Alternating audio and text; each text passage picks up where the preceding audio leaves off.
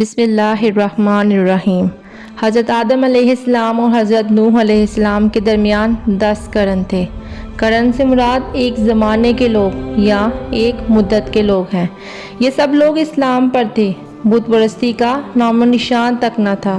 ان اچھی اور نیک زمانہ کے لوگوں اور قوموں کے بعد کچھ ایسے حالات اور واقعات ہوئے جس کا نتیجہ شرک اور بت پرستی نکلا۔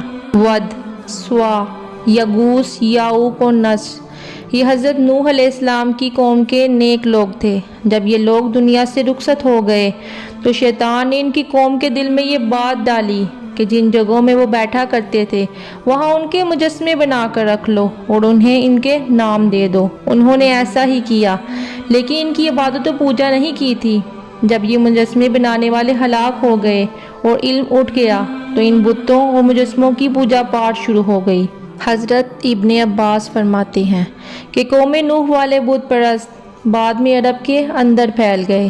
ابن جریر اپنی تفسیر میں فرماتے ہیں کہ یہ حضرت آدم اور نوح کے درمیانی زمانے کے نیک لوگ تھے اور بہت سے لوگ ان کے پیروکار تھے۔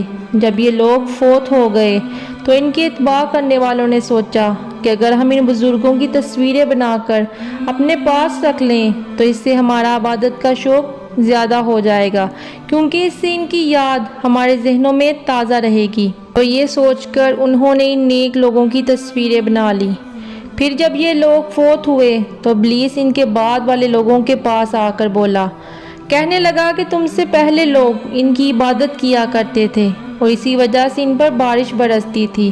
تو ابلیس کے کہنے پر ان بعد والے لوگوں نے ان کی عبادت شروع کر دی۔ حضرت عربہ فرماتے ہیں کہ ود، یغوث، یعوق، نصر حضرت آدم علیہ السلام کی اولاد تھے اور ود ان سب سے بڑا تھا اور زیادہ نیکوکار تھا۔ دنیا میں سب سے پہلے پوجا کس کی گئی؟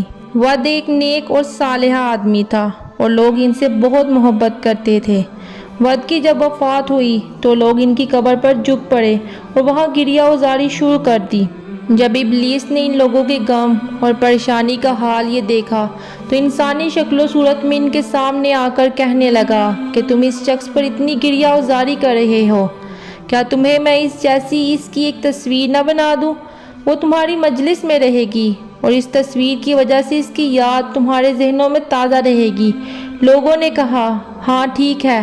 تو ابلیس نے اس کی ایک تصویر بنا دی اور اس تصویر کو ان لوگوں نے اپنی مجلس میں رکھ لیا اور اس کی یاد میں مشغول رہے۔ جب ابلیس نے یہ دیکھا کہ وہ لوگ اس تصویر کے ساتھ زیادہ مگن رہنے لگے ہیں اور دیوانہ وار اسے چاہتے ہیں تو پھر ان سے کہنے لگا کہ کیا میں یہ تصویر ہر ایک کے لیے الگ الگ نہ بنا دوں؟ وہ ہر ایک کے گھر میں رہے گی اور اس طرح تم اس کو اچھی طرح سے یاد رکھ سکو گے۔ انہوں نے کہا، ہاں۔ اب شیطان نے ہر گھر کے لیے الگ الگ ود مورتی بنا دی۔ اس طرح وہ لوگ اس نیک شخص کی یاد میں مصروف رہے اور ان کی اولاد یہ دیکھتی رہی۔ اس طرح نسل در نسل یہ سلسلہ چلتا رہا۔ آخرکار ان کی یاد کا سلسلہ ختم ہوا اور ان کی اولاد نے ود کے بت کی پرستش شروع کر دی۔ تو سب سے پہلے اللہ کے سوا ود بت پر پرستش کی گئی۔ اے اللہ، میں اس بات سے تیری پناہ مانگتی ہوں کہ میں جانتے ہوئے کسی کو تیرا شریک ٹھہراؤں، اور میں آپ سے اس شرک کی معافی چاہتی ہوں جو میں نہیں جانتی۔